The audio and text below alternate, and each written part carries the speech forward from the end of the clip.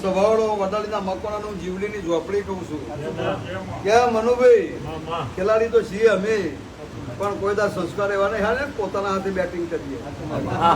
પણ જે દાડો બેટિંગ લઈ લીધી કદાચ કોઈનો વારો આવવા જતો તો જીવલી